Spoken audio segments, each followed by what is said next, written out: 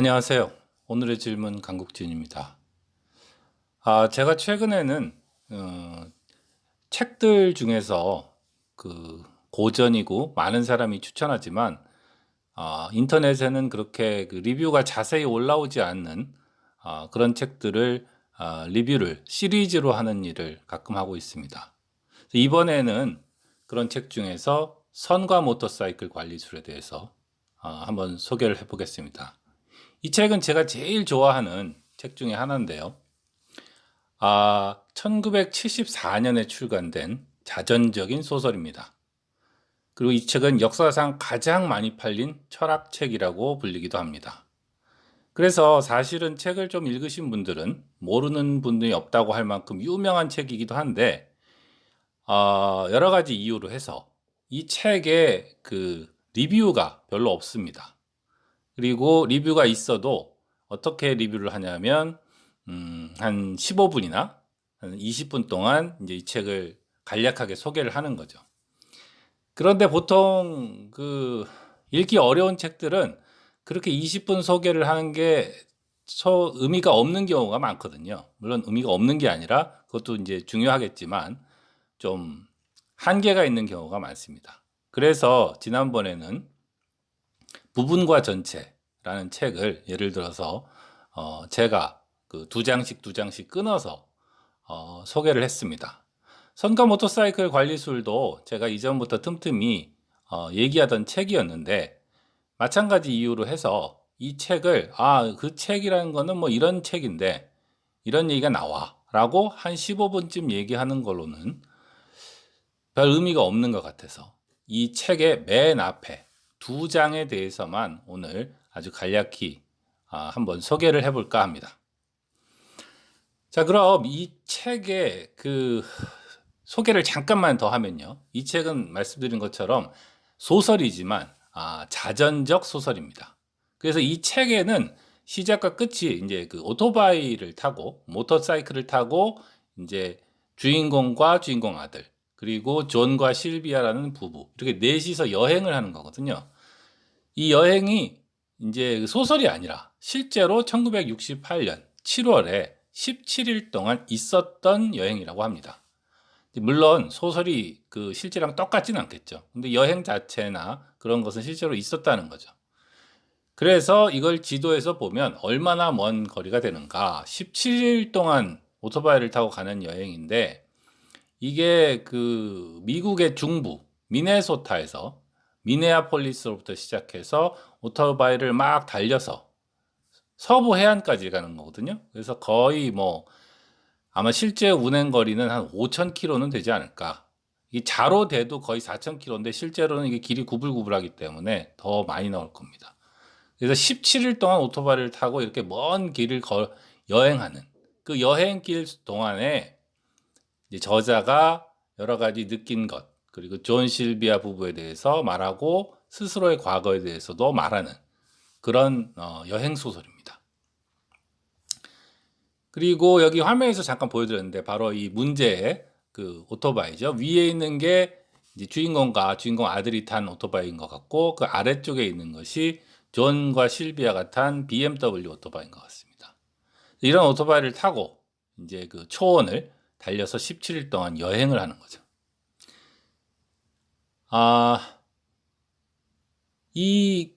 그래서 소개는 잠깐 이 정도로 하고, 바로 책의 내용인 1장으로 한번 들어가 보겠습니다. 1장은 출발지인 미네아폴리스, 미네소타주에 있는 대도시인 미네아폴리스로부터 이제 다코타주로 출발하는 얘기입니다. 그래서 이 시작 장면이 뭐로부터 나오냐면 이제 미네아폴리스를 벗어나면은 이렇게 늪지대가 나오거든요. 여기 옆에 사진을 제가 하나 구했는데, 물론 실제 여행은 이제 50년 전이니까 이거랑 똑같진 않겠죠. 근데 이 미네소타에 이제 배틀 호수, 뭐 이런 늪지대가 있는 곳 옆에 있는 길을 오토바이를 타고 이렇게 달려나가는 그런 것이 이 소설의 시작이라고 할 수 있습니다. 이 소설은 줄거리 이상으로 어떤 장면을 읽으면서 어떤 느낌, 마음의 상태, 그런 것을 가끔 공감해 보는 것, 거기서 말로 할 수 없는 어떤 그 공감대를 가지게 되는 거. 그런 거가 굉장히 중요하거든요. 그래서 사실은 이 책을 제가 소개할 때 망설였어요. 왜냐하면 이 과학책이나 어떤 경제학 책 같은 것은 어떤 논리적인 것을 압축해서 요약을 하는 게 의미가 있는데 소설을 요약하는 게 의미가 있는가? 의미가 별로 없죠, 일반적으로는. 근데 그렇다고 해서 이 소설은 사실은 읽기 어려운 소설로 꽤 유명합니다. 서울대에서 이 책에 대해서 강의가 있을 정도인데요. 그래서 그냥 권하면 사람들이 읽고 무슨 얘기인지 모르겠다라고 하는 사람이 많더라고요. 저도 맨 처음에 이 책을 한 20년 전에 읽었는데 처음에는 읽어도 이게 무슨 소리인지 잘 모르겠더라고요. 그래서 굉장히 여러 번 읽고 아 이렇구나 참 좋은 책이구나 하고 느낀 적이 있거든요. 그래서 그냥 권하면 많은 사람이 모든 걸 느끼지 않기 때문에 아무것도 못 느끼기 때문에 이렇게 부질없는 짓일지도 모르지만 이렇게 한번 두서없이 소개를 한번 녹음해 보기로 했습니다.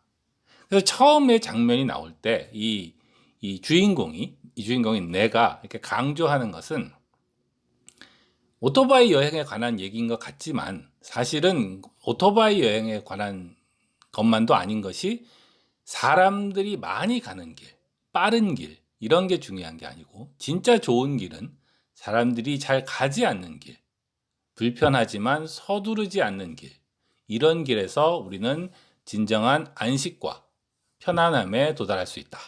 이런 얘기를 반복합니다. 그리고 이 얘기는 단순히 여행에 대한 것뿐만 아니라 우리가 이 책 전체가 어떤 생각에 대한, 철학에 대한 거거든요. 어떤 우리가 새로운 철학을 들었을 때, 야, 근데 그 철학이 뭔데? 라고 하면 어쩌면 한두 줄로 그걸 요약을 할 수도 있을지 모르지요. 그게 말하자면 그런 요약은 숏컷, 지름길일 수 있습니다. 그런데 그런 것을 들어도 모른다는 거예요. 우리가 그런 것을 이해하고 그 진리를 받아들이기 위해서는 그 진리를 왜 아직도 모를까? 이거에 대해서 생각해 봐야 된다는 거죠. 왜냐하면 그 진리는 많은 사람들이 잘 가지 않는 길에 있다. 이것이 작가가 그 오토바이 여행길이라는 것을 통해서 암시하는 것이 아닐까. 저는 그렇게 생각합니다. 그래서 이 작가가 이 부분에서 이제 얘기하는 것은 불교에서 사실은 우리나라 사람들은 대부분 알고 있는데요. 어떤 그 옛날 얘기 그런 얘기가 있죠. 어떤 누가 이제 그 찻잔에다 차를 따라주는데 잔이 넘쳐 흐르는 거예요. 차를 너무 많이 따라서. 이제 그런 일을 벌이고 나서 이제 그 선사가 근엄하게 얘기하기를 잔이 비어 있어야 차를 따를 수 있지 않느냐. 뭐 이런 얘기를 하죠. 이 책의 맨 처음에 나오는 얘기도 그것과 같습니다. 왜 우리는 진리를 이해할 수 없고 받아들일 수 없는가? 왜냐하면 스스로 우리가 진리를 거부하고 있기 때문이라는 거죠. 그러기 위해서는 우리는 먼저 열린 자세를 가질 필요가 있고 우리 자를 비울 필요가 있다는 거죠. 그래서 그런 마음의 자세가 되어 있지 않으면 진리를 볼 수 없고 그래서 우리는 사는데 문제를 가진다. 어떻게 생각하면 굉장히 뻔한 얘기 같은데 이 책을 끝까지 읽어도 사실은 이 이야기가 가장 중요한 메시지일 수도 있습니다. 근데 이것의 의미가 무엇인가를 여러 가지 측면에서 얘기해 주는 것이죠. 예를 들면 구체적으로 이 책에서 우리는 어떤 질문을 던질 것일까라는 얘기에 대해서 몇 가지 얘기를 하는데요. 예를 들어서 무엇이 최선인가? 나는 이것에 대해서 얘기하고 싶다라던가 현대 기술과 시스템에 갇힌 현대인 이것에 대해서 얘기하고 싶다던가 혹은 일반적으로 우리는 삶을 어떤 자세를 가지고 살아야 하는가에 대해서 얘기하고 싶다는 식으로 얘기를 하는데 이 모든 것이 사실은 다 연결되어 있고 그리고 이것은 방금 말한 것처럼 우리가 먼저 열린 자세, 비운 잔과 같은 자세가 되어야 할 필요가 있다. 이 이야기를 하고 싶다는 거죠. 이게 나중에 가면은 그 뭐였죠? 메타피직스 이런 그 철학의 내용까지 연결되게 됩니다. 그래서 이 존과 실비아 부부로 좀 구체적으로 들어가면요. 이 책 1장에서 맨 처음 하는 얘기는 자기가 존과 실비아 부부 같이 여행을 하는데 이 존 실비아 부부가 문제가 좀 있어요. 어떤 문제가 있냐면은 분명히 모터사이클에 대해서 관리를 잘 못해서 막 분노를 하는데 또 이 집에는 또 수도꼭지가 세서 굉장히 고통스러워 하는데도 그 고통스러운 것을 직면하지 않고 자꾸 도망을 간다는 거예요. 그러면서 자기는 그것을 신경 쓰지 않는다. 그것을 나와 관련 짓고 싶지 않다는 식으로 이제 강조를 한다는 거죠. 그래서 이것은 아주 기이한 태도이다. 왜 이런 일이 생길까라고 말합니다. 그래서 이 책은 사실은 많은 좋은 책이 많이 그렇지만 많은 구절구절들이 명언, 명구 같은 게 많이 있는데요. 그 중에 하나가 이런 거였어요. 우리는 우리가 대면하고 싸우려고 하지 않는 문제에 대해서는 분노를 억제한다는 거예요. 예를 들어서 누가 한 대 딱 나를 때리면은 화가 나겠죠. 근데 이 상황이 어떠냐면은 제3자가 보면 누가 막 때려서 아파하고 있음에도 불구하고 본인은 나는 이것 때문에 화나지 않아. 난 이것 때문에 아프지 않아. 이런 식의 태도를 보인다는 거예요. 예를 들어서 이제 모터사이클에 대해서 모터사이클이 잘 움직이지 않으면 그것에 대해서 막 화가 미칠 듯이 나는데도 이 주인공인 내가 그러지 말고 모터사이클에 대해서 내가 좀 가르쳐 줄게라고 하면 한사코 그렇게 하지 않으려고 한다는 거죠. 이 기이한 태도는 무엇 때문에 생기는 것이고 얼마나 보편적인 것이며 우리가 이것을 어떻게 해결할 수 있을 것인가. 이런 문제가 바로 이 책의 제목이 선과 모터사이클 관리술이 된 이유이기도 하고요. 이것이 결국 그 연장선상에서는 앞에서도 말했지만 우리가 어떤 삶의 태도를 갖고 세상을 살아야 될 것인가, 우리의 문제는 무엇인가, 현대 문명의 문제는 무엇인가, 이런 것과 이제 관련이 돼 있다고 이제 주인공은 말하는 것이죠. 그래서 주인공은 그 미네아폴리스를 오토바이를 타고 떠나서 이제 다코타 쪽으로 이 초원을 향해서 갑니다. 이 늪지대를 지나서 아까 그 그림을 잠깐 보여드린 적이 있는데 그 늪지대를 지나면은 나오는 곳이 바로 그 미네소타의 대초원이죠. 이 미네소타의 대초원은 어마어마하게 크다고 합니다. 저도 한 번은 가본 적이 없는데 주인공이 말하는 바에 의하면 이 대초원을 오토바이를 타고 지나려면은 4일 동안 계속 달려야 된다고요. 근데 이 대초원은 그야말로 그 지평선만 보이는 그런 어마어마하게 넓은 초원이기 때문에 매우 매우 지루하고 처음에는 멋있다 이럴 수 있지만 사실은 아무 건물도 없고 산도 없고 나무도 없고 심지어 그런 초원만 보면서 계속 달려야 되는 그런 초원에 이제 도달하게 되는 것이죠. 그래서 이제 미네소타의 대초원에 도달하면서 그걸 달리는데 굉장히 그 달리는데 고통스러운 것이 바로 이 지루함에 대해서 이제 얘기합니다. 그리고 이제 주인공은 또 하나의 어떤 의미심장한 얘기를 하죠. 그 의미심장한 얘기가 이런 건데요. 육체적인 불편함이 아니라 우리의 기분이 문제다. 기분이 좋지 않으면 우리는 불편함을 기분이 안 좋은 것의 이유로 지목한다. 그러니까 우리는 보통 원인과 결과를 따질 때 불편하면 내가 싫어, 내가 기분이 나빠져 이런 식으로 생각하는데 사실은 반대라는 거죠. 우리는 우리의 기분이 안 좋으면 불편한 것을 그 원인으로 지목하는 그런 경향이 있다는 것이죠.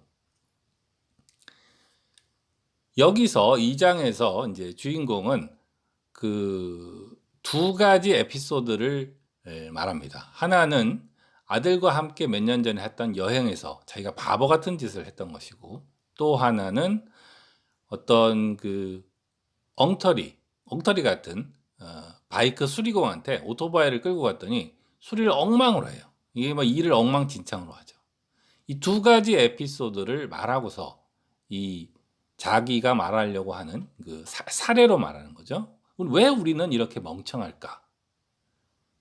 이 빈 연료 탱크 문제의 경우는 이런 거였어요. 굉장히 그 기상이 안 좋은데 오토바이를 타고 가다가 오토바이가 섰어요.